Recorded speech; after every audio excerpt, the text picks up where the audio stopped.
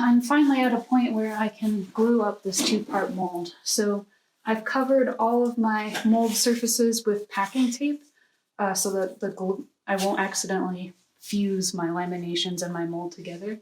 I could also use wax as well if I don't want to use packing tape. And then I have a paint tray here and a foam roller.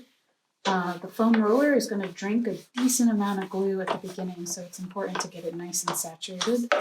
And then here I have my laminates, and they are cut about 1/8 of an inch narrower than the width of my mold. And I've also marked the center part of where they should be centered in the mold. So hopefully I have done enough work that I've kind of like stupid-proofed this glue up. But there's always a chance that I'll find something new. So I'm going to basically be opening my laminations like a book. I'm going to make sure that there's no dust or anything between my laminates first. So I'm going to open it like a book, and I'm going to roll glue onto both sides of the lamination simultaneously.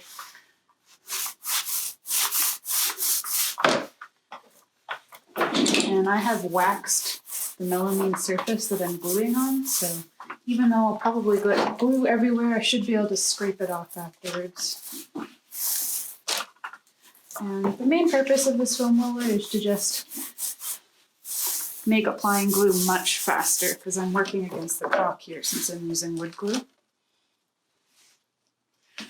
And I'm gluing up with poplar, which is a very thirsty wood, so kind of can't put too much glue on for this glue up. Looks like I've poured out almost the perfect amount of glue. There's not too much left in the paint tray. So I'm going to just let the glue dry in the paint tray and just chip it out later. And I'll rinse my roller out at the end of this glue up. So I have my gluey laminations, which I'm going to feed through the first part of my two-part mold. I did not put any tape on my glide, so hopefully those won't get glued onto my laminations. And if you have a quick grip, this is a really useful application of a quick grip, because obviously I don't want to bottom out the threads of my clamps. Unfortunately, I don't have a quick grip long enough, so I'm just going to simultaneously turn these bar clamps. And you'll notice that the laminations are just a little bit bendier than they were when you were dry fitting your mold. And this is because all of those layers now are just floating on a layer of glue. So the layers aren't actually in physical contact with each other, which really greatly reduces the amount of friction between those layers.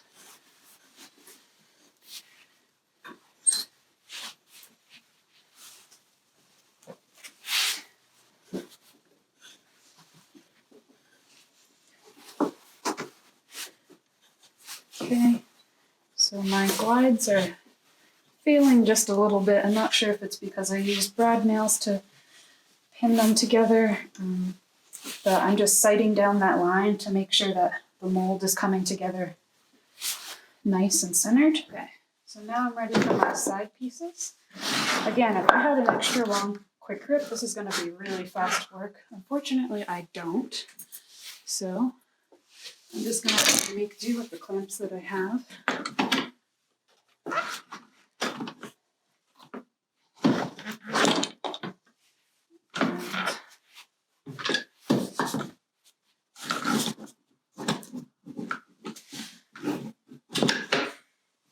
So I could either go in with an extra large clamp and kind of use that as a quick grip, which is a bit slow.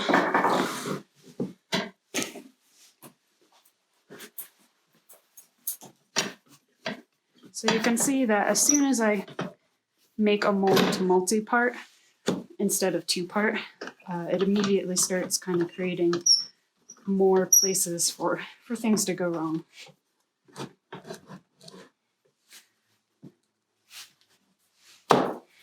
And got to make sure that the mold is, or the clamp is also centered on the mold.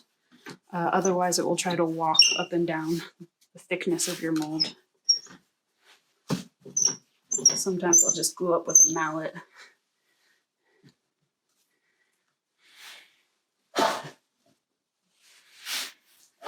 Okay, so that clamp is kind of acting as a quick grip for me. I'll grab a mallet and kind of hit these mold parts home.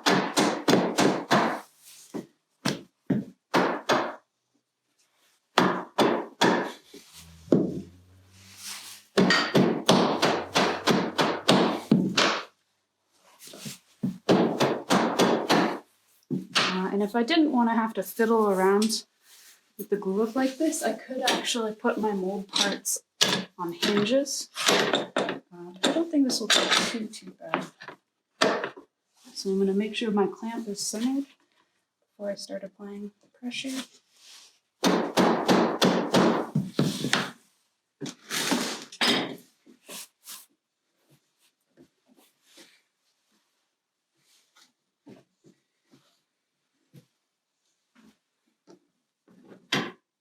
Okay, so I'm going to lightly clamp these pieces in place and then add an additional clamp vertically to make sure that these pieces are centered.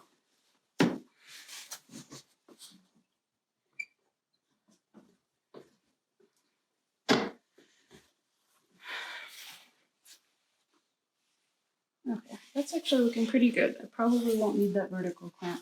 Because I didn't do a dry run before I started this glue up, ran into more problems than I anticipated. But had I done the dry run, what I could have done is realize that those pieces don't want to mate nicely, and I could have added hinges to my parts. But regardless, the glue up came together really nicely. I see a nice even amount of squeeze out coming out from all of the laminations. So I feel pretty happy about how this came out. I'm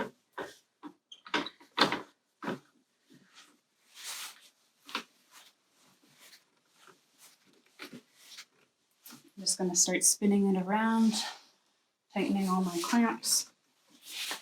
And then I'll flip it over and add an additional clamp.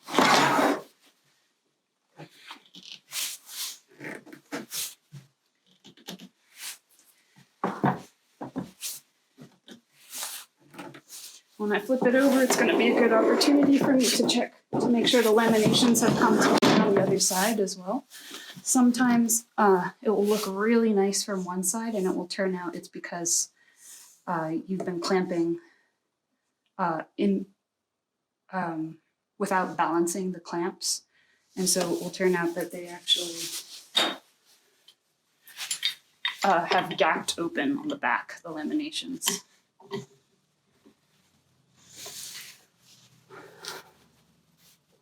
But I'm not seeing any gaps. Everything looks pretty good. This is a little bit of gapping right there.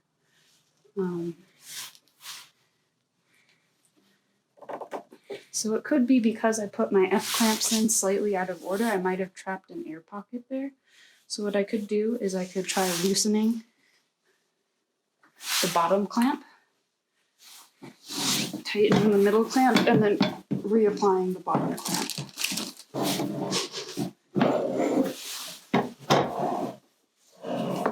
So I'm going to loosen the bottom clamp and theoretically release those air gaps in the laminations.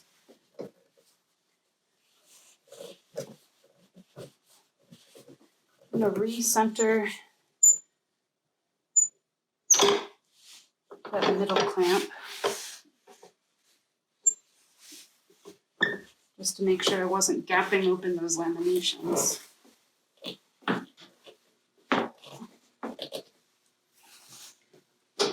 And then recenter and reclamp the bottom clamp.